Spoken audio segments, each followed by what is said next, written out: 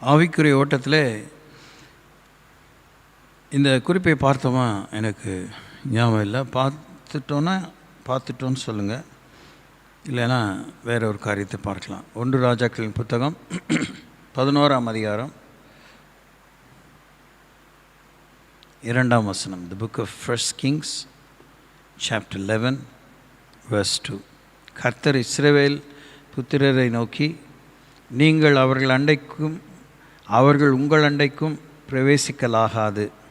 அவர்கள் நிச்சயமாய் தங்கள் தேவர்களை பின்பற்றும்படி உங்கள் இருதயங்களை சாய பண்ணுவார்கள் என்று சொல்லியிருந்தார். சாலமோன் அவர்கள் மேல் ஆசை வைத்து அவர்களோட ஐக்கியமாயிருந்தான். ஆவிக்குரிய ஓட்டத்திலே சாய்ந்து போகாதிருங்கள் என்பதை நாம் பார்த்தோமா? பார்க்கல. இன்னொரு முறை வாசிங்க. 1 ராஜாக்கள் 11:2. ஆவிக்குரிய ஓட்டத்தில் இப்படிப்பட்டதான ஒரு கண்ணி இருக்குது. கவனிக்கணும், ரொம்ப கவனிக்கணும். அது சாயுறது என்பது உலகத்தில் அந்த சாய்வு கோபுரம்னு ஒன்று இருக்குது. பிசா, டவர் ஆஃப் பிசா, இத்தாலி தேசத்தில் இருக்குது. அது ரொம்பவே சாஞ்சிட்டே இருக்குது. கிராஷ் ஆகி கீழே விழுந்துரும்னு சொன்னாங்க. விழுந்துருச்சா என்னன்னு தெரியல. ஏன்னா அது நூற்றாண்டு காலங்களாக அது ஒரு உலக மகா அதிசயமாக கட்டப்பட்டு சர்வே ஆகிட்டு இருந்துச்சு. அது பார்த்தா நமக்கு ஒரு தெரியுதா, சாயுறது என்றால் என்ன என்பது நமக்கு தெரியுது. ஒரு மரம் சாயுது. யோசித்து பார்த்திங்கன்னா, நம்முடைய அண்ணா நகர் ஏரியாவிலே சில தென்னை மரம்லாம் ஏட்டி போட்டே சாஞ்சிருக்கும். அப்படியே நிற்கும். அதாவது ஒன்றும் கீழே விழுற மாதிரி இருக்காது. அப்படியே அது வாழ்க்கை பல வருஷங்களாக இருக்கும். ஆனால் என்ன நேரத்தில் எப்போ விழுன்னு தெரியாது. இந்த கஜா புயலில் ஏராளமான மரங்கள்லாம் சாஞ்சிருச்சு இல்லைங்களா? நேராக நின்ன மரமே சாஞ்சிருச்சு. வீக்காக இந்த மரம்லாம் வேரோடு பிடுங்கப்பட்டதெல்லாம் பார்க்குறோம். சாய்வு, அதை பற்றி தான் விஷயம். இன்க்ளினேஷன். சாய்வை இன்னுமே தெரிஞ்சும் தெரியாத அளவுக்கு, கண்ணுக்கு தெரியாத அளவுக்கு எப்படி நம்ம சாயிரோங்கிறத பார்க்கும்போது, நாணல், ஆத்தங்கரையில் இருக்கிற நாணல், காற்றே கொஞ்சம் கூட காற்றே இல்லாமல் அப்படியே ஒரு மாதிரி புழுக்கமாக இருக்கும் பாருங்கள். எந்த ஒரு இலை கூட அசையாது. அப்படிப்பட்ட நேரத்தில் நம்ம தான் ஞாபகமாக இந்த நாணல்லாம், கோரப்புல்லாம் எங்கே விளைஞ்சிருக்குங்கிறத தேடி போய் பார்த்தா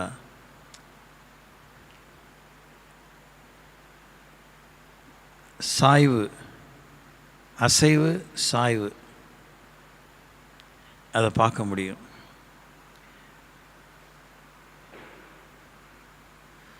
மனசு சாயிறது இந்த மாதிரி இந்த நாணல் சாயிறதை கண்டுபிடிச்சிடலாம், இலை சாயிறதை கண்டுபிடிச்சிடலாம், முடி அசைவை கண்டுபிடிச்சிடலாம். ஆனால் மனம் சாய்ந்து போகிறத பற்றி யாருமே லேஸில் கண்டுபிடிக்க முடியாது. அந்த அளவுக்கு ஒவ்வொருத்தருடைய மனசும் ஒவ்வொரு நேரத்தில் மகா திருக்குள்ளதும் கேடுள்ளதுமாக இருக்கிறது. எரேமியா 17:9 பிராரமாக. அதனால்தான் இங்கே தேவன் எச்சரிக்கிறார். ராஜாவாகிய சாலமோன் பார்வோனின் குமாரத்தியை நேசித்ததும் அல்லாமல் மோவாபியரும் அம்மோனியரும் ஏதோமியரும் சீதோனியரும் ஏத்தியருமாகிய அந்நிய ஜாதியாரான அநேகம் ஸ்திரீகள் மேலும் ஆசை வைத்தான். கர்த்தர் இஸ்ரவேல் புத்திரரை நோக்கி, நீங்கள் அவர்கள் அண்டைக்கும் அவர்கள் உங்கள் அண்டைக்கும் பிரவேசிக்கலாகாது. அவர்கள் நிச்சயமாய் தங்கள் தேவர்களை பின்பற்றும்படி உங்கள் இருதயத்தை சாய பண்ணுவார்கள் என்று சொல்லி இருந்தார். சாலமோன் அவர்கள் மேல் ஆசை வைத்து அவர்களோட ஐக்கியமாயிருந்தான். மனம் இழுப்புண்டு போகிறது, ஈர்ப்புண்டு போகிறது, மனதை விட்டு கொடுக்கறது, இழகி போகிறது, இன்னொருத்தருக்கு இடம் கொடுக்கறது, இல்லை அவர்களோட ஐக்கியமாக இருக்கிறது, இதெல்லாம் அந்த சாய்ந்து போகிற விஷயத்தை பற்றி வேதம் சொல்லுகிறது. தேவன் சொல்லுகிறார், இது மாதிரி காரியங்கள் நடப்பதற்கு வாய்ப்பு இருக்குது, நடக்கும். அவங்க அந்நிய ஜாதிகளோடு அந்நிய தேவர்களோடு கலவாதீங்க. ஒவ்வொருடைய மனநிலை உறுதியாக இருப்பதற்கும் உறுதியற்று இருப்பதற்குமான காரியங்களை ஆண்டவர் அறிந்து தான் எச்சரிக்கிறார். குறிப்பாக தான் தெரிந்து கொண்ட மக்களை எவ்வளவுக்கு எவ்வளோ ஆண்டவர் ஆய்ந்து வைத்திருந்தார் என்றால் அவங்களுடைய சக்தி, அவங்க சக்தியின்மை, பலவீனம் எல்லாத்தையும் ஆண்டவர் அறிந்திருந்தார். அவங்க மனதை அறிந்திருந்தார். அவருடைய ஆசைகள் எப்படிப்பட்டதாக இருக்குது, அவங்களுடைய விருப்பங்கள் எப்படிப்பட்டதாக இருக்குது, அவங்களுடைய முயற்சிகள் எப்படிப்பட்டதாக இருக்குங்கிறதெல்லாம் ஆண்டவர் அறிந்து தான் இஸ்ரேல் ஜனங்களுக்கு 613 பிரமாணங்களை கொடுத்தார். உடன்படிக்கைகளை பண்ணினார். விருத்த சேதனம் என்கிற உடன்படிக்கையின் அடையாளத்தை தேவன் தந்தார். கர்த்தருக்கே சொந்தமாக இருக்கணும்னு சொல்லி தேவன் அவர்களை எல்லா அரசியல் ரீதியிலையும், ஆன்மீக ரீதியிலே, சரீர பிரகாரமாக, ஆன்மீக பிரகாரமாக, கொடுக்கல் வாங்கல்ல, வெள்ளாண்மை கடத்த விஷயத்தில், பண்டமாற்று செய்வதில் தேவன் அவர்களை வேறு பிரித்து வைத்தார். எதிரிகளோடு சண்டை பிடிங்க, அவங்களோட காய்மாகாரமாக பகையாக இருங்கன்னு ஆண்டவர் சொல்லலை. ஆனால் அவர்கள் தேவனுடைய சித்தத்துக்கும் சத்தத்துக்கும் திட்டத்துக்கும் தேவனுடைய தூய்மைக்கும் அவங்க விரோதமாக சூழ்ச்சி செய்வார்கள் என்று சொன்னால் அவர்களுக்கு விரோதமாக யுத்தம் கலக்க வேண்டும் என்று ஆண்டவர் சொன்னார். கர்த்தர் வாக்கு பண்ணின அநேக எல்லைகளை அவர்கள் சிறைப்பிடித்து வைத்திருந்தார்கள். அதிலிருந்து அதை விடுதலை பண்ணி இவங்க சுதந்திர பாகமாக எடுத்துக்கணுங்கிறதுக்காக யுத்தத்தை தேவன் அனுமதித்தார். இன்னொன்று, அவர்களுடைய அந்த தீயை தீட்டுப்படுத்துகிற, அந்த கரைப்படுத்துகிற, அந்த புறையோடி போக செய்கிற, அவளுடைய தரத்தை ஈனப்படுத்துகிற, கர்த்தருடைய கோபத்தை மூள செய்கிற பலவிதமான லீலைகள் கண்டால் அதற்கு இடம் கொடாமல் அதை அறுத்து போடுங்கள் என்று ஆண்டவர் சொல்லியிருக்கு. அது அவங்களுக்கு இறங்கவே வேண்டாம், இரக்கமே பாராட்ட வேண்டாம். ஈவு இரக்கம் இல்லாமல் அந்த தீங்குகளை, தீட்டுகளை, பாவத்தை, அசுத்தத்தை, வேசித்தனத்தை, உபச்சாரத்தை, விக்கிரக ஆராதனை உன்னிடத்திலிருந்து நீக்கி போடு. அது நடைமுறை செயலாக இருந்தாலும் சரி, அது ஒரு விக்கிரகமாக பொம்மை மாதிரி இந்த ஒரு காரியமாக இருந்தாலும் சரி, அது அந்த மாதிரி ஒரு காரியத்தை முன்னெடுக்கிற ஒரு குறி சொல்கிறவனோ, ஆணோ பெண்ணோ, அவன் மாற்றுத்திறனாளியோ இல்லை அவன் அன்னகனோ, அவங்களெல்லாம் நீக்கு என்று ஆண்டவர் சொல்லுகிறதை பார்க்கிறோம். இந்த சாய்ந்து போகிறத பற்றி எனக்கு ஒன்றுமே புரியல அப்படின்னு சொன்னிங்கன்னா ஆசை தான். தேவையில்லாத காரியத்தை ஆசைப்படாத, உனக்கு இல்லாத காரியங்கள் மேலே ஆசைப்படாத, உனக்கு பிரச்சனையாக அமையும் விஷயங்களை பற்றி ஆசைப்படாத, புத்தி தெளிவில்லாத, அதனுடைய பிரயோஜனம் என்ன, அதனுடைய உபயோகம் என்ன, அதனுடைய காரியம் என்ன, அது ஏன் வேணும் வேணாம், அந்த அறிவு இல்லாமல், பகுத்தறி இல்லாமல் எதையுமே ஆசைப்படாதீங்க. ஆணோ பெண்ணோ, வாலிபனோ கன்னிகையோ, சிறுவனோ சிறுமியோ, முதியோர்களோ, உறவுகளோ, நட்புறவுகளோ, கொடுக்கலோ வாங்கலோ, உணவோ, உடைகளோ, இருக்கிற இருப்பிடங்களோ, உடைமைகளோ, பயணங்களோ, ஐக்கியங்களோ ஆசைப்படக்கூடாது. என்ன பண்ணிடும், ஒன்றும் அதில் என்ன இருக்குது தப்பு இப்படின்னு கேட்க தான் மனசு எப்படி இருக்குது. லோத்தின் மனைவி போல பின்னாடி பார்க்கலாம், பின்னிட்டு பார்க்கலாம், என்ன தான் நடக்குதுன்னு பார்க்கலாம்.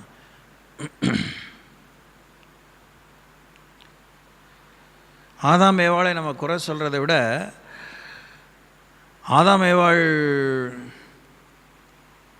உடைய சந்ததிகளாக, அதுக்கப்புறம் நோவாவுடைய சந்ததிகளாக வந்து கூட, அதுக்கப்புறம் ஆபிரகாமின் சந்ததிகளாக வந்து கூட, அதுக்கப்புறம் இயேசு போய் புறஜாதி நாய்களான நாம், இல்லை காட்டு ஒலிவு மரங்களாக நாம், ஜாதி ஒலிவு மரமான இஸ்ரவேலோடு ஒட்ட வைக்கப்பட்ட பின்னும் மறுபிறப்பின் அனுபவத்தை பெற்றும் நம்ம வாழ்க்கையில் இந்த சாய்ந்து போகிற மனம், இளகி போகிற மனம், இழுப்புண்டு போகிற மனம், ஒத்து போகிற மனம், ஐக்கியப்படுற மனம், விட்டுவிட மனசில்லாத மனம், இரண்டு நினைவுகளாலே குந்தி நடக்கிற அந்த நடை, வெளிப்படையாகவும் பகிரங்கமாகவும் மறைமுகமாகவும் பொத்தி வச்சுருக்கணும் அநேக விஷயங்களை. அது பெரிய கேவலத்தையும் ஆபத்தையும் கொண்டு வந்தால் கூட அநேகருக்கு புத்தி இல்லை. முந்தானி மொழிச்சு முழுசாக நினைஞ்சா என்ன அப்படின்னு நினைக்கிறோம். இட்ஸ் வெரி வெரி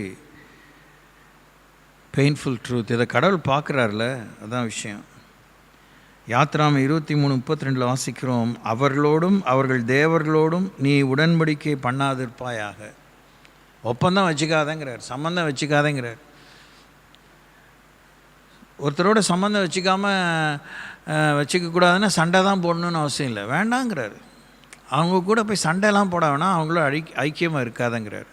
அதுக்காக அவங்க வழியில் வராங்க, பார்க்குறாங்க, ஹலோங்கிறாங்க, உடனே நீங்களாம் எனக்கு ஹலோ சொல்ல வேண்டிய தேவையில்லை, உங்களுக்கு நான் பதில் சொல்ல வேண்டியது தேவையில்லை அப்படின்னு நம்ம முகம் முறிக்கணும்னு அவசியம் இல்லை.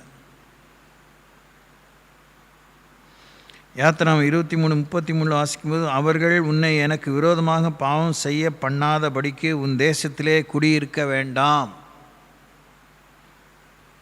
நீ அவர்கள் தேவர்களை சேவித்தால் அது உனக்கு கண்ணியாக இருக்கும் என்றார். அவங்களுக்கு புத்தி சொல்லலை, நம்மளை சாய பண்ணுகிறவர்களுக்கு ஆண்டவர் புத்தி சொல்லலை, அவங்களுக்கு எச்சரிக்கை கொடுக்கல, அவங்கள ஆண்டவர் கண்டிக்கலை, அவங்கள என்னன்னு கேள்வி கேட்கல. நீ செய்யாத, நீ ஐக்கியமாக இருக்காத, நீ ஒத்து போகாத, நீ அவங்களுக்கு இடம் கொடுக்காதன்னு தான் சொல்கிறாரு. அவங்க தான் இப்படி செய்வாங்க, உன்னை இப்படி செய்ய பண்ணுவாங்கன்னு சொன்னால் கூட நீ ஜாக்கிரதையாக இருந்தான் கடவுள் சொல்கிறாரு. அவன் அப்படி பண்ணிட்டான், நம்பினேன், அவன் என்னை கெடுத்துட்டான், நம்பினேன், அவன் என்னை மோசம் போக்கிட்டான், நம்பினேன், நான் உங்களையே மறுதளிக்கக்கூடிய அளவுக்கு அந்த விக்கிரகத்தை அவன் என்னை மேன்மைப்படுத்திட்டான் அப்படின்னு நம்ம சொல்லவே கூடாது, சொல்கிறதுக்கு வாய்ப்பே இல்லை. அதே யாத்திரா 34:16 வாசிக்கும்போது, அவர்கள் குமாரத்திகளில் உன் குமாரருக்கு பெண்களை கொள்ளுவாய், அவர்கள் குமாரத்திகள் தங்கள் தேவர்களை சோர மார்க்கமாய் பின்பற்றுவதும் அல்லாமல் உன் குமாரரையும் தங்கள் தேவர்களை சோர மார்க்கமாய் பின்பற்றும்படி செய்வார்கள். அவங்க என்ன செய்வாங்கன்னு ஆண்டவர் சொல்கிறார். நம்முடைய மனம் தெளிவில்லாமல் அலசடிப்படக்கூடிய வார்த்தைகள், பேச்சுக்கள், பார்வைகள், நிலைகள், அந்தஸ்துகள், சம்பந்தங்கள், சொந்த பந்தங்களாக இருக்கலாம், தூரத்து சொந்தம், பக்கத்து சொந்தம், இம்மீடியட்டாக 1ஆம் கால், 2ஆம் கால், 3ஆம் காலுங்கிறது போல் அந்த மாதிரி சொந்தமாக இருக்கலாம். இல்லை நகவும் சதையுமாய் வளர்கிற ஒரு அக்கம் பக்கத்தினராக இருக்கலாம், கிளாஸ்மேட்டாக இருக்கலாம். தேவனை பின்பற்றும் விஷயத்திலே, தேவனுடைய சித்தத்தை அறியும் விஷயத்திலே, தேவனுடைய சித்தத்தை தேவன் நமக்கு தெரியப்படுத்த விருப்பப்படும் பொழுது அவர் கராராக என்னென்ன காரியங்களை செய், என்னென்ன காரியங்களை செய்யாத அப்படிங்கும்போது நமக்கு அங்கே இளகின மனசுக்கு, கடின மனசுக்கு இடமே இல்லை. நம்ம மனசே முழுசாக அவருக்கு தான் சொந்தமாகணும். Praise Lord, praise Lord. இப்போ எபாம் 7:3 வாசிக்கிறோம், அவர்களோட சம்பந்தம் கலவாயாக உன் குமாரத்திகளை அவர்கள் குமாரருக்கு கொடாமலும் அவர்கள் குமாரத்திகளை உன் குமாரருக்கு கொள்ளாமலும் இருப்பாயாக. இந்த பிஜேபி அவங்க இன்னொரு திருடனுங்க, இஸ்லாமியர்கள் இன்னொரு திருடனுங்க, இவங்கெல்லாம் மாய்மாலக்காரங்க. அவங்க கொள்கையை பற்றி பேசுகிறோம், அதில் தனிப்பட்ட மனுஷங்க யோக்கியமாக இருக்கிறாங்க, தனிப்பட்ட இஸ்லாமியர்கள், தனிப்பட்ட வேறு மத பின்னணியை சேர்ந்தவங்க சன்மார்க்கமாக ரொம்ப சுத்தபத்தமாக இருக்காங்க. ஆனால் அவங்க கொள்கையெல்லாம் காலப்போக்கில் அவங்கள கரைப்படுத்துது. அந்த ஒரு சவால்னு வரும்போது அவங்க கர்த்தர் பக்கம் நிற்கிறதுக்கு தைரியம் இருக்காது, அவங்களுக்கு மனசு இருக்காது. எனக்கு அதுவும் வேண்டாம், இது வேண்டாம், எனக்கு இவங்களும் வேணும், அவங்களும் வேணும், எனக்கு யாரும் எனக்கு யாருடைய உறவையும் யாருடைய முகத்தையும் நான் முறிச்சிக்க மாட்டேன், எல்லாரும் எனக்கு வேணும்னு சொல்கிறதில் இந்த காலத்தில் ரொம்ப கேட்டிருக்கோம்ல. அப்படி சொல்கிறது தப்பாக ரைட்டாங்கிறத விட எல்லாரும் வேணுங்கும்போது எப்படி நான் சண்டை பிடிக்க வேண்டாம் சொல்கிறாக்கு நம்ம வெளியில் சொல்கிறதுக்கு வாய் கூசுறதுக்கு சங்கடமாக இருக்குது. ஏன்னா சமீப வருஷங்களாக எல்லாம் பதிவாகுது இல்லையா. எல்லா உணவும் எனக்கு வேணும், தீட்டான விஷயம் எனக்கு வேணும்னா எப்படி இருக்கும், அதை எப்படி சகிச்சுக்கிறது, அது எப்படி சரின்னு ஒத்துக்கிறது, நரகலையும் நம்ம எப்படி விரும்பலாம். அதுபோல தான் தேவன் கரெக்டாகவே அதுதான் விஷயம். மூல பாஷையில் ஆண்டவர் உபயோகித்த வார்த்தை அபாமினேஷன், அருவருப்புனா நரகல்னு தான் அர்த்தம், கழிவுன்னு தான் அர்த்தம். எப்படி நல்ல ஒரு பிரியாணின்னு விரும்புவேன், நரகலையும் விரும்புவேன்னா வாட் இஸ் தட், என்ன அது, என்ன எந்த விதத்தில் அது சம்மந்தப்படாது, எந்த விதத்தில் அது ஒத்துப்போகாது, எந்த விதத்திலும் அது புரியல, எனக்கு புரியல. பைத்தியம் கூட அப்படி செய்யுமாங்கிறது எனக்கு தெரியல, ஐ டோன்ட் நோ.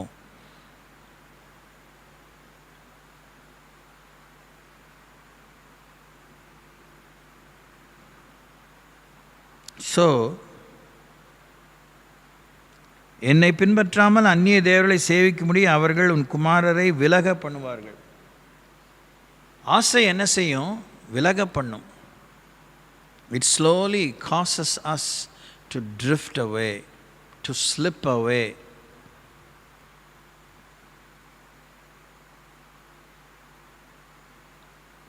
அப்பொழுது கர்த்தருடைய கோபம் உங்கள் மேல் மூண்டு உங்களை அவர் சீக்கிரத்தில் அழிப்பார். அவருடைய கோபம் நம்ம அழிச்சிருங்கிறார். ஆவிக்குரிய ஓட்டத்தில் நம்மை சாய பண்ணும் ஒவ்வொரு காரியமும் ஒரு நாள் நமக்கு சாவு மணியாக இருக்கும், சாவாக இருக்கும், சங்கு ஊதுற விஷயமாக இருக்கும். யோசுவா 23:12 வாசிக்கும்போது, நீங்கள் பின்வாங்கி போய் உங்களுக்குள்ளே மீதியாக இருக்கிற இந்த ஜாதிகளை சேர்ந்து அவர்களோட சம்பந்தம் கலந்து நீங்கள் அவர்களிடத்திலும் அவர்கள் உங்களிடத்திலும் உறவாடினால் உங்கள் தேவனாகிய கர்த்தர் இனி இந்த ஜாதிகளை உங்களுக்கு முன்பாக துரத்தி விட மாட்டார் என்றும், உங்கள் தேவனாகிய கர்த்தர் உங்களுக்கு கொடுத்த இந்த நல்ல தேசத்திலிருந்து அழிந்து போகும் மட்டும் அவர்கள் உங்களுக்கு கண்ணியாகவும் வலையாகவும் உங்கள் விழாக்களுக்கு சவுக்காகவும் உங்கள் கண்களுக்கு முள்ளுகளாகவும் இருப்பார்கள் என்று நிச்சயமாய் அறியுங்கள்னு கர்த்தர் எழுதியிருக்காரு. இது மோசே எழுதுவார்.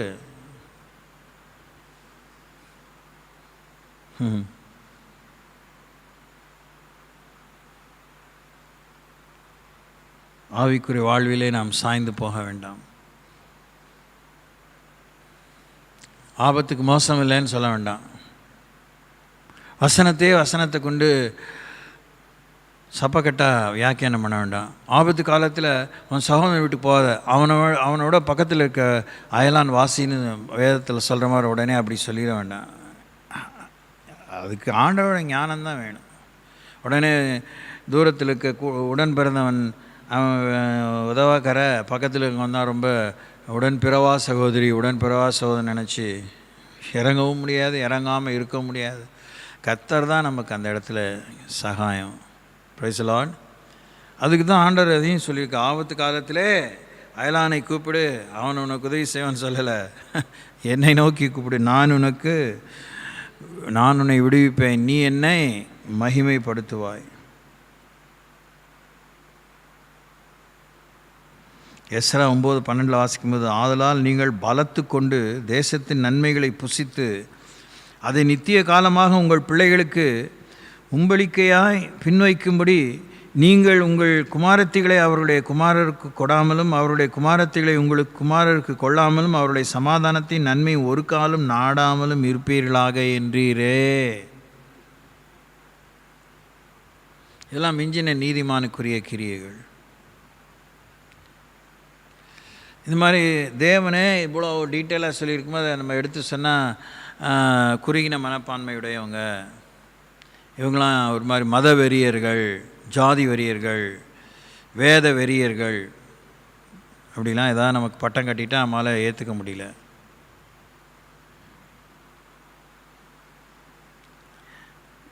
ரெண்டு மூணு காரியத்தை வாசி முடிச்சுட்டு ஒரு விஷயத்தை சொல்கிறேன்.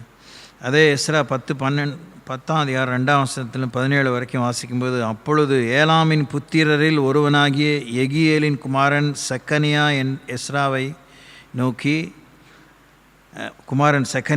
எஸ்ராவை நோக்கி நாங்கள் தேசத்து ஜனங்களில் உள்ள அந்நிய ஸ்திரீகளை சேர்த்து கொண்டதினால் எங்கள் தேவனுக்கு விரோதமாய் பாவம் செய்தோம். ஆகிலும் இப்பொழுது இந்த காரியத்தில் இன்னும் இஸ்ரவேலுக்காக நம்பிக்கை உண்டு. இப்பொழுதும் அந்த ஸ்திரீகள் எல்லாரையும் அவர்களிடத்தில் பிறந்தவர்களையும் என் ஆண்டவனுடைய ஆலோசனைக்கும் நமது தேவனுடைய கற்பனைக்கும் நடுங்குகிறவர்களின் ஆலோசனைக்கும் ஏற்ற பிரகாரமாக அகற்றி போடுவோம் என்று நம்முடைய தேவனோட உடன்படிக்கை பண்ண கடவோம். நியாயப்பிரமாணத்தின்படியே செய்யப்படுவதாக. எழுந்துரும், இந்த காரியத்தை நடப்பிக்கிறது உமக்கு அடுத்தது, நாங்களும் உம்மோடே கூட இருப்போம், நீர் திடன் கொண்டு இதை செய்யும் என்றான். அப்பொழுது எஸ்ரா எழுந்திருந்து ஆசாரியரிலும் லேவியரிலும் பிரதானமானவர்களும் இஸ்ரவேல் அனைவரும் இந்த வார்த்தையின்படியே செய்யும்படிக்கு அவர்களை ஆணையிட சொன்னான். அவர்கள் ஆணையிட்டார்கள். அதன் பின்பு எஸ்ரா தேவனுடைய ஆலயத்துக்கு முன்னிருந்து எழுந்து எலியாசிபின் குமாரனாகிய யோகனானின் அறைக்குள் பிரவேசித்தான். அங்கே வந்தபோது அவன் சிறையிருப்பிலிருந்து வந்தவருடைய குற்றத்து நிமித்தம் அப்பம் புசியாமலும் தண்ணீர் குடியாமலும் துக்கித்து கொண்டிருந்தான். அப்பொழுது சிறையிருப்பிலிருந்து வந்தவர்கள் எல்லாரும் எருசலேமிலே வந்து கூட வேண்டும் என்றும் 3 நாளைக்குள்ளே பிரபுக்கள் மூப்பருடைய ஆலோசனையின்படியே எவனாகிலும் வராதே போனால் அவனுடைய பொருளெல்லாம் ஜப்தி செய்யப்பட்டு சிறையிருப்பிலிருந்து வந்த சபைக்கு அவன் புறம்பாக்கப்படுவான் என்றும் யூதாவிலும் எருசலேமிலும் விளம்பரம் பண்ணினார்கள். அப்படியே யூதா பென்யமீன் கோத்திரத்தார் எல்லாரும் 3 நாளைக்குள்ளே அந்த 9ஆம் மாதம் 24ஆம் தேதியிலே ஜனங்கள் எல்லாரும் தேவனுடைய ஆலயத்தின் வீதியிலே அந்த காரியத்தினாலும் அடைமழையினாலும் நடுங்கி கொண்டிருந்தார்கள். அப்பொழுது ஆசாரியனாகிய எஸ்ரா எழுந்திருந்து அவர்களை நோக்கி, நீங்கள் இஸ்ரவேலின் மேல் இருக்கிற குற்றத்தை அதிகரிக்க பண்ண மறுஜாதியான ஸ்திரீகளை விவாகம் பண்ணினதினால் பாவம் செய்தீர்கள். இப்பொழுது நீங்கள் உங்கள் பிதாக்களின் தேவனாகிய கர்த்தரிடத்தில் அறிக்கையிட்டு அவருடைய பிரியத்தின்படியே செய்து தேசத்தின் ஜனங்களையும் மறுஜாதியான ஸ்திரீகளையும் விட்டு விலகுங்கள் என்றான். அப்பொழுது சபையார் யாவரும் மகா சத்தத்தோட பிரதியுத்தரமாக, ஆம், நீர் சொன்ன வார்த்தைகளின்படியே செய்ய வேண்டியதுதான். ஆனாலும் ஜனங்கள் திரளாய் இருக்கிறார்கள். இது மாறி காலமாயிருக்கிறது. இங்கே வெளியிலே நிற்க எங்களாலே கூடாது. இது 1 நாள் 2 நாள் வேலை அல்ல. இந்த காரியத்திலே கட்டளை மீறினவர்களாகி நாங்கள் அநேகர். ஆகையால் இதற்கு சபையெங்கும் எங்கள் பிரபுக்கள் விசாரிப்புக்காரராக வைக்கப்பட வேண்டும். இந்த காரியத்து நிமித்தம் நம்முடைய தேவனுக்கு இருக்கிற உக்கிர கோபம் எங்களை விட்டு திரும்பும்படி எங்கள் பட்டணங்களின் மறுஜாதியான ஸ்திரீகளை கொண்டு அனைவரும் ஒவ்வொரு பட்டணத்தின் மூப்பரோடும் நியாயாதிபதிகளோடும் குறித்த காலங்களில் வரக்கடவுள் என்றார்கள். ஆசகேலின் குமாரன் யோனத்தானும் திக்காவின் குமாரன் யக்சியாவும் மாத்திரம் அதை விசாரிக்கும்படி வைக்கப்பட்டார்கள். மெசுல்லாமும்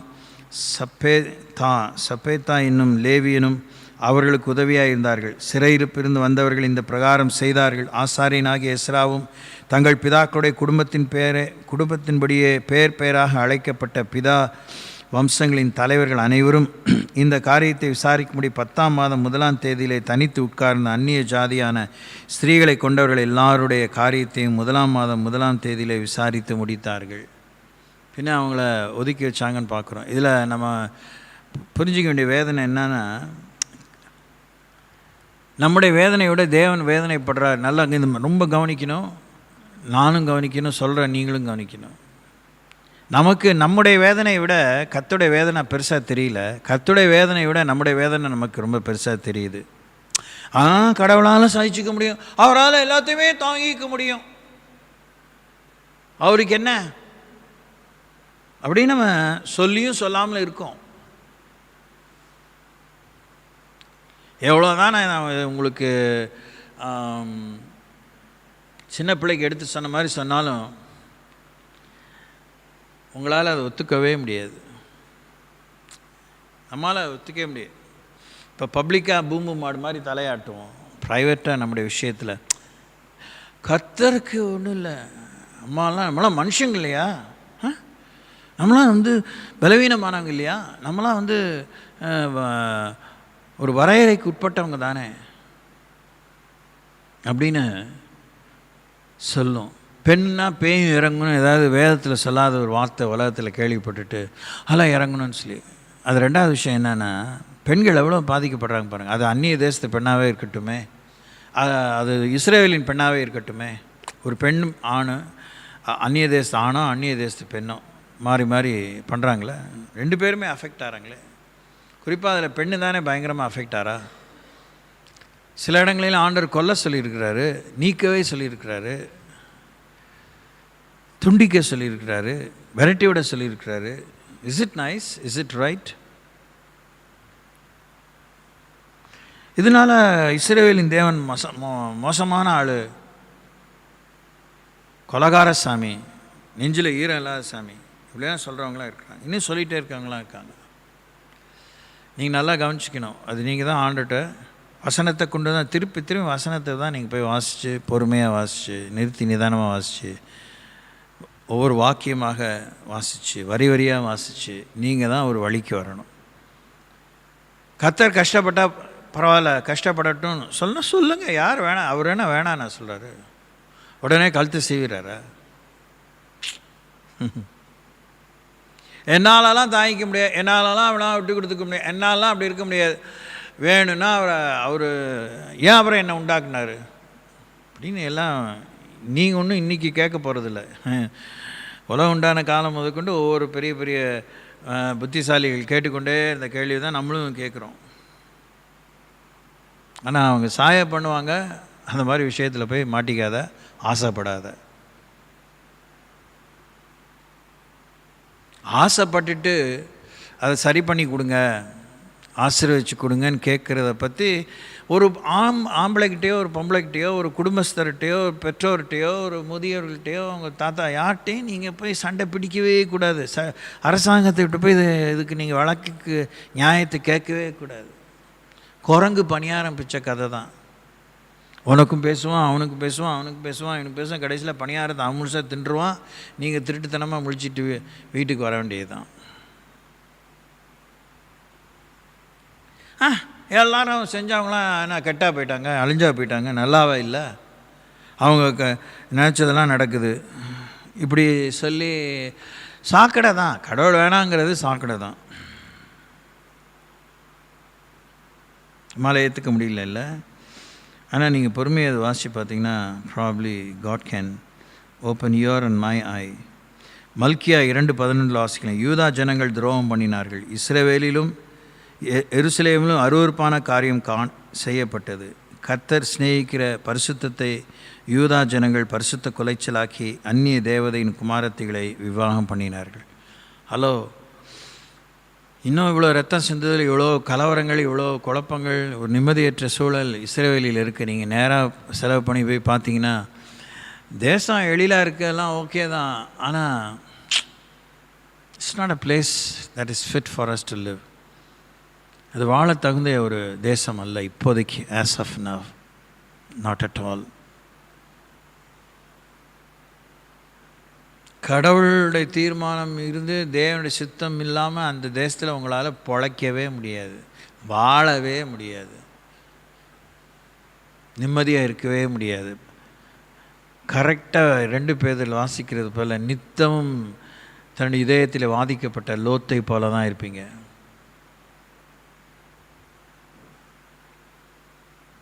ஏன்னா அங்கே மீறுதல் சும்மா அப்படி தண்ணி மாதிரி அரங்கேறி கொண்டு இருக்கிறது.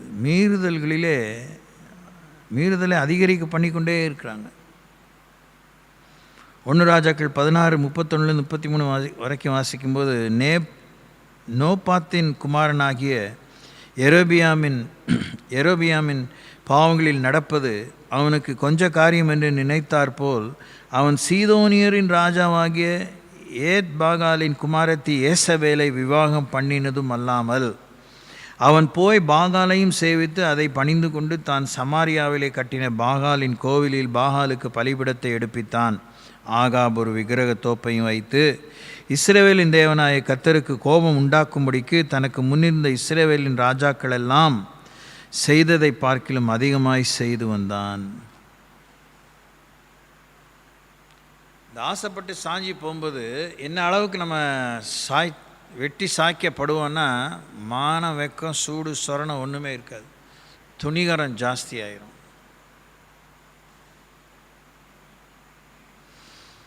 எண்ணாமம் 25:1-3 வரைக்கும் வாசிக்கும்போது இஸ்ரவேல் சீத்தீமிலே தங்கியிருக்கையில் ஜனங்கள் மோவாபின் குமாரத்திகளோடு வேசித்தனம் பண்ண தொடங்கினார்கள்.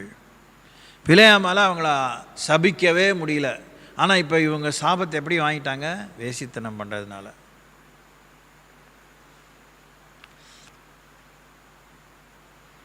அதாவது நீண்ட காலம் ஜெபம் பண்ணியிருப்போம், ஒன்றுமே கிடச்சிருக்காது. அப்போ கூட வாழ்க்கை போராட்டமாக இருக்கும், ஒன்றும் அப்படியே நிம்மதியெலாம் ஒன்றும் கெட்ட மாதிரிலாம் இருக்காது.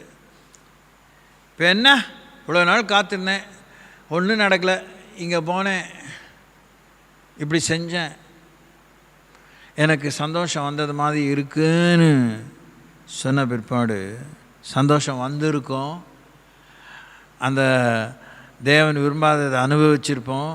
அது எல்லா விஷயத்துலையும், நாட் ஓன்லி திருமணத்துக்கு அடுத்த விஷயம் மாத்திரமல்ல, மற்ற எல்லா விஷயத்தையும் அனுபவிச்சிருப்போம். இருதயத்தில் ஆண்டு இழைப்பை அனுப்பிடுவார், வாதை வந்துடும் வாழ்க்கைக்குள்ளே. சரீர வாதை சுகமாயிரும், மனவாதையை சுகப்படுத்துறது கடவுள் மாத்திரம்தான். மனவாதையை தாங்கிக்கவே முடியாது. இஸ்ரவேல் ஜனங்கள் மோவாப் குமாரத்திலோ வேசித்தனம் பண்ண தொடங்கினார்கள். அவர்கள் தங்கள் தேவர்களுக்கு இட்ட பலிகளை விருந்துண்ணும்படி ஜனங்களை அழைத்தார்கள். ஜனங்கள் போய் புசித்து அவர்கள் தேவர்களை பணிந்து கொண்டார்கள். இப்படி இஸ்ரவேலர் பாகால் பேயோரை பற்றி கொண்டார்கள். அதனால் இஸ்ரவேல் மேல் கர்த்தருடைய கோபம் உண்டது. அதாவது புளியை பார்த்து பூனை சூடு போட்டுக்கிட்ட ஒரு வார்த்தையை கேட்டிருப்பீங்க. அதனுடைய உண்மையான அர்த்தம் எனக்கு சரியாக தெரியாது. ஆனால் யாரோ ஒருத்தன் செஞ்சாங்க, அவங்களுக்கு ஒன்றும் நடக்கலை, நல்லா தான் இருந்தாங்க, நல்லா தான் இருக்கிறாங்க அப்படின்னு நீங்கள் ஏதோ தப்பு பண்ணாதீங்க.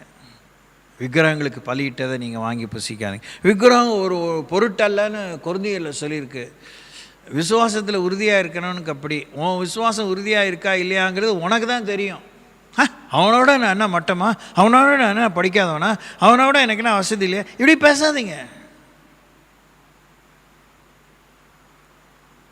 பாஸ்டரை பார்த்து நீங்கள் தப்பு பண்ணாதீங்க, ஊழியர்களை பார்த்து தப்பு பண்ணாதீங்க, டெல எவாஞ்சலிஸ்ட்டை பார்த்து தப்பு பண்ணாதீங்க, தீர்க்கதரிசிகள் தீர்க்கதரிசனம் உரைத்தாங்க, அவங்க ஒரு மாதிரி இருக்காங்க. You don't follow somebody, follow Jesus, Jesus alone. Follow the scripture and scripture alone. அதையும் தான் ஜனங்க இன்றைய காலத்துலலாம் ரொம்ப துணிகரமாக சொல்லுவாங்க. ஆமாம், அவனுங்களுக்கு என்ன வாய்க்கிலேயே, நாங்கள் சொல்கிற மாதிரி நடங்க, நாங்கள் செய்கிற மாதிரி செய்யாதீங்கன்னு இயேசு சொன்னதே சொல்லுவாங்க. அவங்க சொன்னால் சொல்லலை, வேதம் கையில் எழுதி கொடுக்கப்பட்டதா இல்லையா, உங்களுக்கு வாசிக்க தெரியுமா இல்லையா, படிங்க. வேதமே நேராக பேசட்டும், தேவனே பேசட்டும், இயேசுவே பேசட்டும். ஒருத்தனும் யோகியெல்லாம் தான், பாவமே செய்யாமல் நன்மையே செய்யத்தக்க நீதிமான் ஒருவனும் இல்லை. ஸோ எல்லாரும் பாவம் செய்யலான்னு பைபிள் சொல்லுதா? இல்லையே. பாவம் பெருக இடத்துல கிருபை பெருகினாலே பாவத்தில் நிலைத்திருக்கலாமா? கூடாதே. அப்படின்னு தானே ரோமர் 5 கடைசி வசனம் சொல்லுது.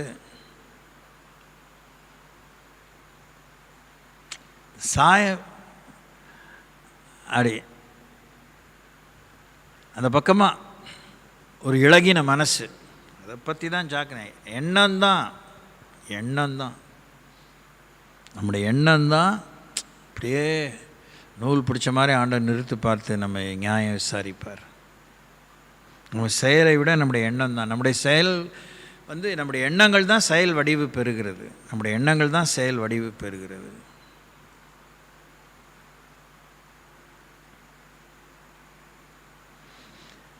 ஸ்தேவான் சாவுக்கு பவுலும் சம்மதித்திருந்தான்னு சொல்லி அப்போஸ்தலர் நடபடிகள் 7ஆம் அதிகாரத்தில் வாசிக்கிறோம். பவுல் கல்லெறிஞ்சு கொண்டானான்னு தெரியாது, மற்றவங்களுக்கு ஒன்று இருக்கார்ல. ஆனால் ஸ்தேவான் அவர் கல்லெறிஞ்சு கொண்டாரான்னு தெரியாது, ஆனால் சம்மதித்திருந்தார். ஏன்னா அவர்கிட்ட தான் பலரை கொல்லும்படி சிறை பிடிக்கும்படி அந்த பிடி வாரண்ட், கைது செய்ய முடியாத உரிமையை ஆசாரியத்தில் பெற்றிருந்தான். ஸோ நாம் ஒன்றும் பண்ணியிருக்க மாட்டோம், இன்வால்வ்டாக இருந்திருக்க மாட்டோம். ஆனால் அங்கே வேடிக்கை பார்த்து இருந்திருப்போம். ஒரு என்ன சொல்கிறது, கஞ்சாடையாக இருந்திருப்போம். அதை தான் தேவன் கணக்கு கொண்டு வர்றாரு. அப்போ நாங்கள் என்ன தான் பண்ணுறது? வீட்டில் ஏரியா எதுக்கு ஊர் சுற்றுறோம்? நீ ஏன் வேடிக்கை பார்க்க போனேன்? யாக்கோபின் குமாரத்தி வேடிக்கை பார்க்க போனானால தானே கெட்டு போனான்னு பைபிள் சொல்லுது. சீகை மக்கள் அவளை பிடிச்சி அசிங்கப்படுத்திட்டாங்கன்னு. இல்லைங்க, இது எல்லாருக்குமே எந்த வயசுலேயுமே ஏற்படக்கூடிய கொடுமையான ஒரு சோதனை. இது நம்ம எப்போ கேர்லெஸ்ஸாக இருக்குமோ, பலவீனமாக இருக்குமோ, அப்போ கூட இது நடக்க வாய்ப்பு இருக்குது. இல்லை ஓவர் கான்ஃபிடண்ட்டாக இருப்போம் பார்த்தீங்களா, என்னால் ஒன்றும் யாரும் செய்ய முடியாது, நான்லாம் எப்படி தப்பிச்சிருவேன். அந்த மாதிரி ஆட்கள் தான் சரியாக சிக்குவாங்க. அதே மாதிரி பேக்கு மாதிரி, பித்துக்குழி மாதிரி, பேத மாதிரி, ஒன்றுமே தெரியாத மாதிரி, அப்பாவி அப்ராணி, அதெல்லாம் கதைக்கு ஆகாது. அதெல்லாம் ஆண்டவர் மதிக்க மாட்டார், அதெல்லாம் ஆண்டவர் இறங்க மாட்டார், மனதுருக மாட்டார். கோவப்பட்டால் நீங்களுமே கல்லெறிஞ்சு என்னை கொன்னுருங்க, ஒன்றும் பிரச்சனை இல்லை, கத்தி வச்சு என்னத்தையோ பண்ணி ஆளை காலி பண்ணிடுங்க. எனக்கு புத்தி சுயாதீனம் இருக்கும்போது நான் எனக்கும் சொல்லிக்குவேன், உங்களுக்கும் சொல்லுவேன். ஐயோ, அது பிழைக்க தெரியாத பிள்ளை, அப்பாவிகளுக்கெல்லாம் என்ன மரியாதையும் கிடையாது. ஜீவன தேவனை கும்பிட்ற நமக்கு அறிவு வேணும். என் ஜனங்கள் அறிவில்லாமையினாலே சங்காரமாகிறார்கள் அப்படின்னு தான் ஆண்டவர் வேதனையோடு வேதத்தை எழுதியிருக்கார். நான் இந்த ஜெயினர்களை போல் ஒரு பூச்சியை கூட நசுக்க மாட்டேன் சொல்லிகிட்டே இருக்க வேண்டியதான். நீ அது வேதம் இல்லை. தோத்திரம், பிரைஸ் தி லார்ட். தூங்காமல் கேட்குறீங்கன்னு நினைக்கிறேன்.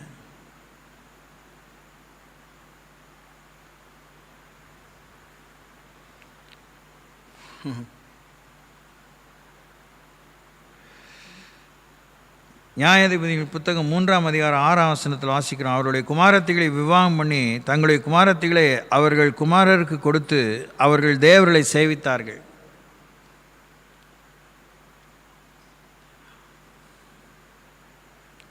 தீய உபதேசத்தை கூட,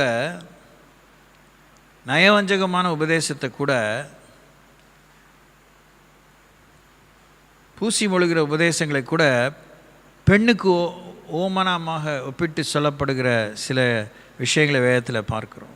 it's not only marrying ladies physically, it is accepting a falls doctrine. சாய பண்ணுறது. அதான் கொஞ்ச நேரம் முன்னாடி சொன்னேன்ல, பெண்ணுன்னா பேயும் இறங்குன்னு.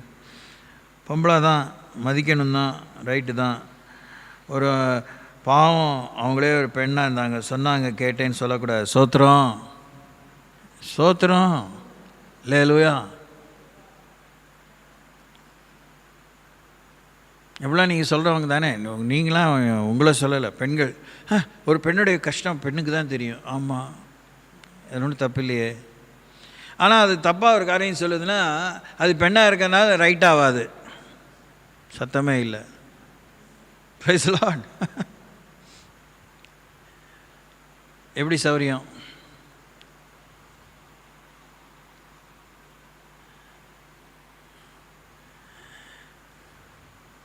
கஷ்டப்படுறீங்கல்ல, உங்கள் மனசு நிறைய கஷ்டப்படுதுன்னு தெரியும். நீங்கள் சண்டை பிடிக்க வேண்டியது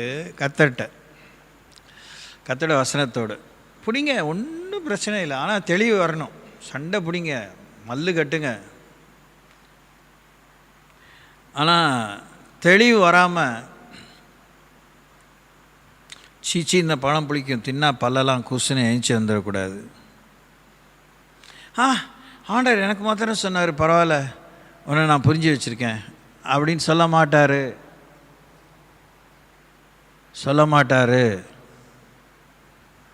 சொல்ல வைக்க முடியாது.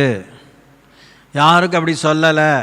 நான் கேள்விப்பட்டிருக்கேன். அவங்க இல்லை இல்லை இல்லை இல்லை. ஆனானப்பட்ட மரியாளுக்கே அவர் வேலை வராத போது, அம்மா உமக்கு எனக்கு என்ன,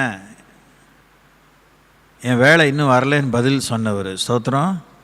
இன்னொரு இடத்துல உங்கள் அம்மா உங்கள் சகோதரலாம் வந்து காத்திருக்காங்க, என்ன நீங்கள் வாழ்க்கை யாரையும் சட்டை பண்ணாமல் பிரசங்கம் பண்ணி, யாருடைய அம்மா யாருடைய அப்பா யாருன்னு சகோதரர்கள் கர்த்தருடைய வார்த்தையின்படி கேட்டு நடக்கிறவங்க தான் எனக்கு தாய் சகோதரமாக இருக்கான்னு ஆண்டவர் சொன்னார். Praise the Lord, praise the Lord.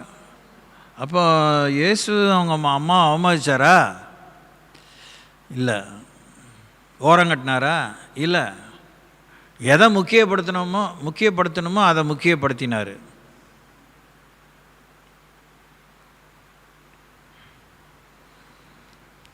இப்போ நீங்கள் புரிஞ்சுக்கணும். பிடிக்காத எனக்கு தெரியும். இந்த சாயறதை பற்றி ஒரு காரியம் நிறைய சொல்லிகிட்டே இருக்கலாம். ஒரு குடும்பத்தில் ஒரு பெண்ணு, தாய், மனைவி உங்கள் கையில் தான் இருக்குது உங்கள் பிள்ளை வளர்ப்பு. புருஷனுக்கு அவர் பொறுப்பு இருக்குது, அது வேறு. நீங்கள் அவரை பொறுப்பை நீங்கள் இழுத்து போட்டு சொல்லி அதை சுட்டி காமிச்சு சப்பக்கட்டாக வாழாதீங்க. நீங்கள் உங்கள் பிள்ளைங்க ஒழுசத்தனமாக வாழ்ந்தால் அது உங்களுடைய குற்றம். உங்கள் மேலேயும் ஒரு பெரிய பங்கு குற்றம் இருக்குது. ஒழுக்கக்கேடாக வாழ்ந்தாலும் அது கூட அதனுடைய குற்றம் இருக்குது. புத்தியினமாக வாழ்ந்தாலும் அதனுடைய குற்றம் இருக்குது. So a lady has enough portion of responsibility. உங்களுக்குன்னு ஆண்டவர் நியமித்த பொறுப்பில் நீங்கள் இருந்து தான் ஆகணும், பிள்ளை வளர்ப்பிலே. ஆமேன், ஸ்தோத்திரம். எந்த ஒரு வேதத்தில் இருக்க ஒரு நற்சாட்சி பெற்ற ஒரு கதாபாத்திரத்தை எடுத்து தியானித்தாலும் கர்த்தர் அந்த பாத்திரமாக அவங்கள உண்டாக்கலை. இந்த பாத்திரத்தை உண்டாக்கினேன் அவங்க இப்படி வாழ்ந்தாங்க, இந்த பாத்திரத்தை உண்டாக்கினேன் அவங்க இப்படி வாழலை, நான் ஒன்றை உண்டாக்கியிருக்கிறேன், இவனையும் அவனையும் உண்டாக்கிட்டு உன்னையும் உண்டாக்கியிருக்கிறேன், ரெண்டு பேரையும் பார்த்துக்க, நான் உன்னை என்ன எதிர்பார்க்குறேனோ அப்படி வாழும்படி நீ ஒன்றை அர்ப்பணி. அதுதான் நமக்கு கொடுக்கப்பட்ட தேவ சித்தம். Praise the Lord. ஆமாம்.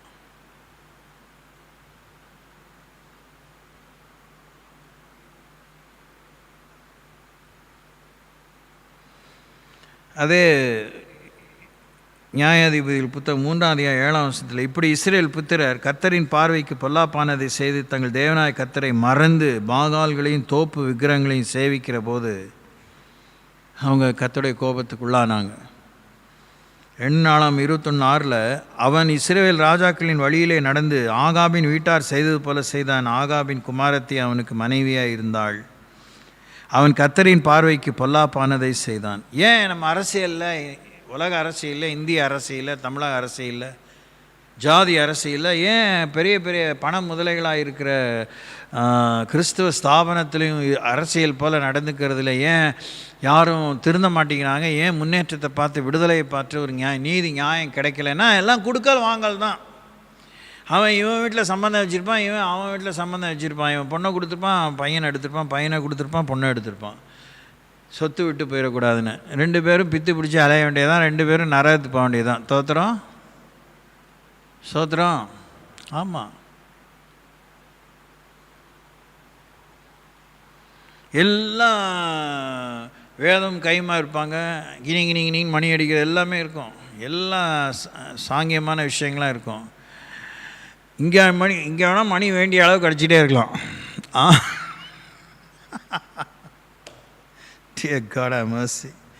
ஆமாம், let's be very careful. ஸ்தோத்திரம் ஸ்தோத்திரம். நான் ரொம்ப அடக்கி ரொம்ப ஜபம் பண்ணிட்டு தான் இன்றைக்கி பார்த்து ஆண்டவர் எனக்கு உதவி கூட செய்கிறார். இல்லைன்னா நான் இது வேறு ரேஞ்சில் உங்களுக்கு பிரசங்கம் பண்ணியிருப்பேன். ஸ்தோத்திரம். 2 6:14-16 அந்நிய நுகத்திலே 2 கொரிந்தியர் 6:14-16 அந்நிய நுகத்திலே அவிசுவாசிகளுடன் பிணைக்கப்படாதிருப்பீர்களாக. நீதிக்கும் அநீதிக்கும் சம்பந்தம் ஏது? ஒளிக்கும் இருளுக்கும் ஐக்கியம் ஏது? கிறிஸ்துவுக்கும் பேலியாளுக்கும் இசைவேது? அவிசுவாசியுடனே விசுவாசிக்கு பங்கேது? தேவனுடைய ஆலயத்துக்கும் விக்கிரகங்களுக்கும் சம்பந்தம் ஏது? நான் அவர்களுக்குள்ளே வாசம் பண்ணி அவர்களுக்குள்ளே உலாவி அவர்கள் தேவனாயிருப்பேன், அவர்கள் என் ஜனமாக இருப்பார்கள் என்று தேவன் சொன்னபடி நீங்கள் ஜீவனுள்ள தேவனுடைய ஆலயமாக இருக்கிறீர்களே.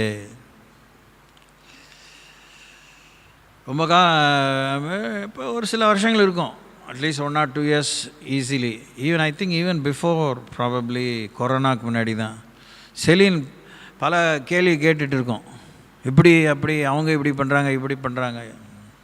யார் எப்படி பண்ணாலும் நீ இப்படி பண்ணாதேன்னா நீ இப்படி பண்ணாத, அவ்வளோதான். சோத்திரம் சோத்திரம். ஆமாம், அதனால் நான் செலினை டார்கெட் பண்ணல.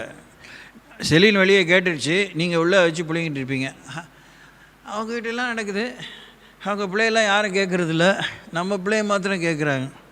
உங்கள் பிள்ளை இப்போ நரகத்துக்கு போகக்கூடாதுன்னு கேட்குறாங்க, அவங்க பிள்ளை நரகத்துக்கு போகணுன்னு விடலை, அவங்க கேட்காம இருக்கிறாங்க. நீங்களாம் 2 பேரும் கூட்டுக்கலாணி தானே பண்ணிங்களா? 2 பேரும் சூப்பராக ஒரே பஸ்ஸில் போயிடுவீங்க. அன்றைக்கு கூட யாரோ லேடிஸ் கிட்டில் போட்டிங்களே, சூப்பர். பாஸ்டர் கூட என்னப்பா நான் தான் சபை பாஸ்டர், சோத்திரம் பாப்பா, டிக்கெட் இல்லை. எப்படி சௌரியம்? எப்படி சௌரியம்? எப்படி பார்த்தாலும் அப்படி தான்.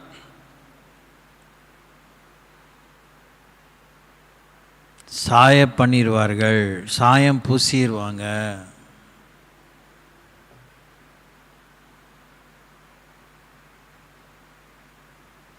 வெரி சேலஞ்சிங் இல்லை? ஆதியாகமம் 2:24 இது நிமித்தம் புருஷன் தன் தகப்பனையும் தன் தாயையும் விட்டு தன் மனைவியோடு இசைந்திருப்பான், அவர்கள் ஒரே மாம்சமாக இருப்பார்கள். கல்யாணத்தில் இன்னும் உலக பிராரமான மனுஷங்க புரிஞ்சிக்கல, அது 2வது விஷயம்.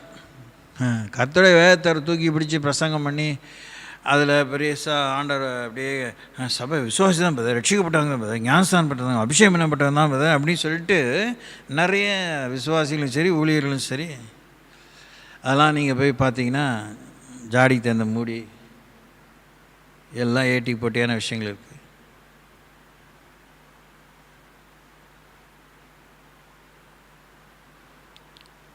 வெளியில் சொல்லிக்க முடியல, சொன்னால் கலகம், பிரிவினை, சண்டை. வெட்டுப்பழி குத்துப்பழி. அதனால் சபைகளிலே ஒற்றுமை இல்லை, ஊழியர்களோடு ஒற்றுமை இல்லை.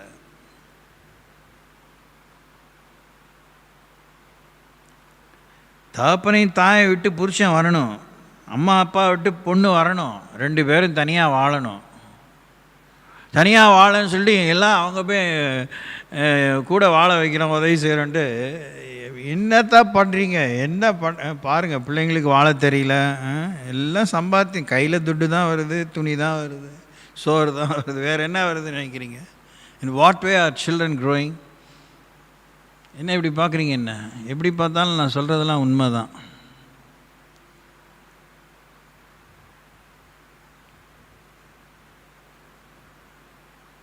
புருஷன் பொண்டாட்டிக்குள்ளே ஒன்னஸ் இருக்கா? ஒரு கூரைக்குள்ளே இருக்கலாம். நினச்சி பாருங்கள், ஒரு நேரத்தில் ஒரே ரூமுக்குள்ளே 2 பேர் இருக்கிறாங்களா? எவ்வளோ நேரம் இருப்பாங்க ப்ரீஃபாக. அதுக்கு மேலே எந்த பிரச்சனை ஆயிரும். அது வடதுருவம்னா இது தென்துருவமாக இருக்கும். அவர் ஹால்னா இது கிச்சன், இது இல்லைன்னா அது அங்கே, இது முத்தம்னா இங்கே. அப்படி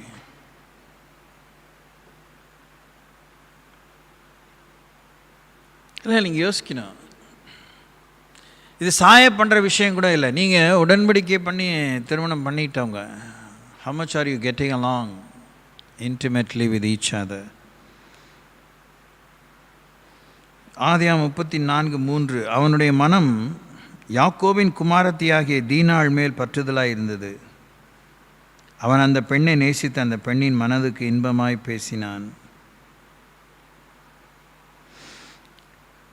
நியாயாதிபதியின் புத்தகம் 16ஆம் அதிகாரத்தில், அதற்கு பின்பு அவன் சோரேக் ஆற்றங்கரையில் இருக்கிற தலீலாள் என்னும் பேருள்ள ஒரு ஸ்திரீயோட சிநேகமாயிருந்தான். ஒரு பெண் ஒரு நியாயாதிபதியை சாய பண்ணுகிறாள்.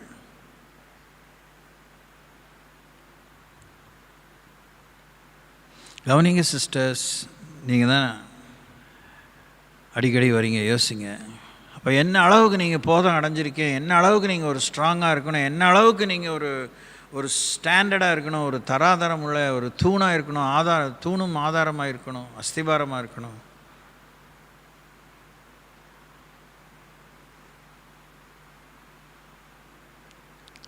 பரலோகம் உங்களை எதிர்பார்க்குது, கவனிக்குது. சிம்சோன் தெலீலாளின் கதை நமக்கு தெரியாதா? பேச்சு தான் சாய பண்ணுறது. எப்படி பேசியே கழுத்தறுத்துறோம்.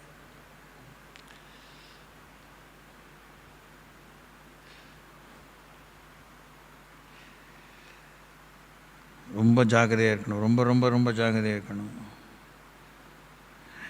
எனக்கு இன்றைக்கி இதை சொல்ல யோசித்த போது, சிம்சோனுடைய முடியில் தான் ரகசியம், வல்லமையின் ரகசியம் இருந்தது.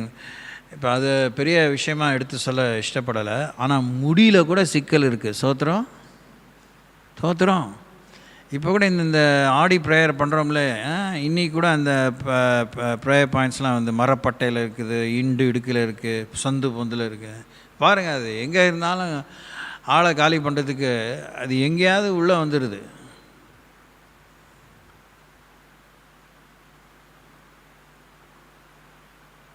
ஒரு முடி நமக்கு பிரச்சனையாக இருந்தால் முடியை வெட்டிடணும். சோத்திரம்.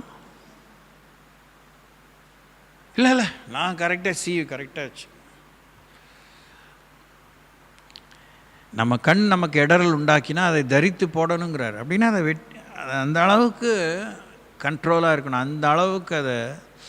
அதனால் கண்ணை பிடிங்கிரு, கையை காலை வெட்டிருங்கிற அந்த எக்ஸ்ட்ரீமேட்டை ஆண்டவர் சொல்லலை. ஆனால் அதுக்கு நோ சொல்லி தான் ஆகணுங்கிறாரு. இந்த சாய பண்ணுறதுங்கிறது வந்து மத சாங்கியமான அந்த பிரதிஷ்டை மாத்திரம் கெடுக்கிறது இல்லை. 1 மணி நேரமாவது விழித்திருந்து ஜெபிக்கக்கூடாதான்னு இயேசு சொன்னார். தூக்கம் நம்மளை சாக்கிதா இல்லையா? அசதி நம்மளை சாக்கிதா இல்லையா? உடம்பெல்லாம் முறுக்கிறது ஒரே உடனே ஆண்டவரே நீரோ மனுஷனோ முகத்தை பார்க்க, நீரோ இருதயத்தை பார்க்க, ஆவியோ உற்சாகம் உள்ளது, சரீரமோ இப்படி சொல்லியே எல்லாருமே நோஞ்சாங்குஞ்சுகளாகவே இருக்கணும். எல்லாமே சீக்கு பிடிச்சவங்களாகவே இருக்கிறோம். எல்லா சபையும் ஒரே ஆஸ்பத்திரியாகவே இருக்குது. ஒன்று தொழுநோய், ஒன்று காச நோய், ஒன்று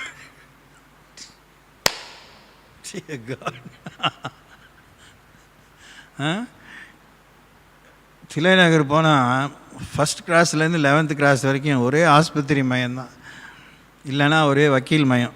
ஒன்று சண்டை வழக்கு, இல்லை நோய். எல்லாம் பாலாமாடி கட்டடம், எந்த வீடும் விட்டு வைக்கலாங்க. கைக்கு பார்க்குறேன், காலுக்கு பார்க்குறேன், கண்ணுக்கு பார்க்குறேன், காதுக்கு பார்க்குறேன், எல்லா பாட்டுக்கும் பார்க்குறானுங்க. தோற்றுறோம் ஒன்று. அன்றைக்கி போய்ட்டு ஒரே சிரிப்பு, ரோட்டில் பழிச்சுன்னு சிரிச்சிட முடியாதுன்ட்டு இப்படியே மூடிகிட்டே வந்துட்டு இருந்தேன். சோத்திரம். திருமண பக்கம்லாம் ஒன்று ஆஸ்பத்திரி, இல்லைன்னா வக்கீல். நம்ம யெகோவா ராஃபான்னு பாடிக்கிட்டு இருக்கோம். அதுலேயும் வேறு 4-5 சபை இருக்குது தில்லைநகரில். அது வேடிக்கை தான். சோத்திரம். அத்தனை சபை இருக்குது. சபை எங்கே இருக்குன்னே தெரியல. அப்படியே பார்க்க அந்த சபையை தேடி போதும் இத்தனையும் பார்த்தேன் நான். என்னையா தில்லைநகரில் உங்கள் சபை, நீங்கள் இந்த மாடியிலன்னு மாடிக்குள்ளே ஒரு சின்ன ஒரு இடத்துல அவ்வளோ வாடகை கொடுத்து ஒருத்தன் சபை நடத்துகிறான்.